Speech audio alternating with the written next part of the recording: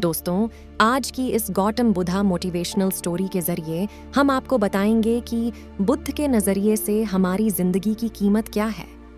हम में से बहुत से लोग अपनी जिंदगी की वैल्यू नहीं समझते और अपने जीवन को ऐसी चीजों में बर्बाद कर देते हैं जिनसे हमारा नुकसान ही होता है।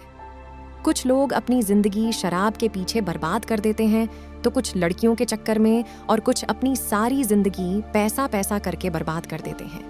आज की इस बुद्धा स्टोरी के जरिए आप जानेंगे कि हमारी जिंदगी कितनी कीमती है और हमें अपनी इस कीमती जिंदगी को किस तरह जीना चाहिए। एक बार की बात है, गौतम बुद्ध अपने शिष्यों को जिंदगी से जुड़ी अच्छी बुरी चीजों का ज्ञान दे रहे थे। सभी शिष्य उनकी बातों को बहुत ध्यान से सुन रहे थे। उन सभी में एक शिष्य ऐसा था जिसे प्रश्न पूछने की बहुत आदत थी। वो उठकर गौतम बुद्ध के पास गया और उनसे बोला, आप हमें जिंदगी के बारे में जो कुछ सिखा रहे हैं उस सब का क्या फायदा, क्योंकि हम में से बहुत से बच्चों को ये भी नहीं पता कि हमारे जीवन का मूल्य क्या है और ये जीवन हमारे लिए कितना कीमती है। पहले आप हमें ये बताइए कि इस जीवन का मूल्य क्या है। अपने शिष्य की बात सुनकर गौतम बुद्ध अपने कक्ष में गए और एक चमकता हुआ पत्थर का टुकड़ा लेकर आए। वो टुकड़ा उन्होंने अपने शिष्य को दिया और बोले, मैं तुम्हें इस जीवन का मूल्य तब बताऊंगा जब तुम इस पत्थर का सही मूल्य पता लगाकर आओगे। साथ ही ये ध्यान रखना कि तुम्हें ये पत्थर का टुकड़ा किसी को बेचना नहीं है। गौतम बुद्ध की बात मानकर वो शिष्य बाजार की तरफ चला गया। बाजार में सबसे पहले उसकी नजर एक फल बेचने वाले पर पड़ी और उसने वो पत्थर उस फल वाले को दिखाया और बोला, इस पत्थर के बदले आप मुझे कितने फल दे सकते हो? फल वाला बोला, ये पत्थर कुछ खास तो नहीं है, लेकिन फिर भी इसके बदले में तुम्हें 10 केले दे सकता हूँ। वो शिष्य उस पत्थर को लेकर आगे चला गया। फिर उसे एक सब्जी वाला मिला। शिष्य ने उस सब्जी वाले से उस पत्थर की कीमत पूछी। सब्जी वाले ने उस पत्थर को ध्यान से देखा और बोला, इस पत्थर की कीमत के बदले में तुम्हें ज्यादा से ज्यादा एक बोरी भरकर सब्जियां दे सकता हूं। इसके बाद वो शिष्य उस पत्थर को लेकर एक सोने के व्यापारी के पास गया। उस पत्थर की टुकड़े की चमक देखते ही उस सुनार ने उसकी कीमत 100 सोने के सिक्के लगाई।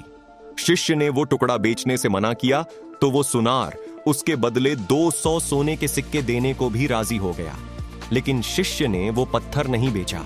इसके बाद वो शिष्य एक हीरों के व्यापारी के पास गया और उनके सामने उसने वो पत्थर के टुकड़े को रख दिया। उस पत्थर को देखते ही हीरों के व्यापारी ने एक साफ कपड़ा बिछाया, उस पत्थर को उसके ऊपर रखा, फिर उसकी परिक्रमा की और हाथ जोड़कर उस पत्थर को कपड़े में लपेटते हुए वो बोला, तुम जिसे मामूली पत्थर समझकर उसकी कीमत पूछ रहे हो, असल में ये एक बेशकीमती रूबी है। ऐसा रूबी हर किसी को नहीं मिलता। मैं अगर अपना सब कुछ बेच भी दूं तो भी इसकी कीमत नहीं चुका सकता। उस व्यापारी की बातें सुनकर वो शिष्य हैरान हो गया। वो दौड़ा दौड़ा सीधा बुद्ध के पास आया और उन्हें उसने जो कुछ भी बाजार में हुआ वो सब बताया। उसकी अचरज भरी बातें सुनकर गौतम बुद्ध बोले, तुम्हारे सवाल का जवाब इस रूबी की कीमत में ही छिपा है। हमारा जीवन भी एक रूबी है। रूबी की तरह ये भी बेशकीमती है, लेकिन हम इस बात को हमेशा नजरअंदाज करते हैं और अपने जीवन का मूल्य नहीं समझते। हम दूसरों को देखकर और उनके जैसा जीवन जीने की कोशिश में अपने जीवन की कीमत को कम कर देते हैं। हम ये सोचते हैं कि हमारी जिंदगी की कीमत वही है जो दूसरे हमें बताते हैं, लेकिन ये बात हमेशा ध्यान रखना कि सामने वाला अपनी हैसियत, बुद्धि और अपनी समझ के हिसाब से तुम्हारी कीमत लगाता है। जिंदगी सिर्फ एक बार मिलती है, इसलिए इसको बर्बाद ना करें। अपनी जिंदगी को उतना ही कीमती समझें जितना कीमती आप अपने बैंक में रखें रुपयों को समझते हैं। आज के समय में लोग अपनी जिंदगी से ज्यादा कीमती प्यार, पैसों और दिखावे से भरी चीजों को समझते हैं। प्यार के चक्कर में लोग सुसाइड कर लेते हैं। पैसों के चक्कर में ऐसा काम करने लग जाते हैं जिससे उनकी जिंदगी बर्बाद हो जाती है। नाम कमाने के चक्कर में उल्टे सीधे काम करने लग जाते हैं। हमेशा याद रखें कि दिखावा करना जरूरी नहीं है।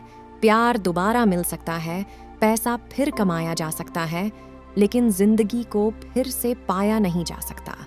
इसलिए अपनी इस बेशकीमती जिंदगी को अच्छे से जिएं, हर पल का आनंद लें।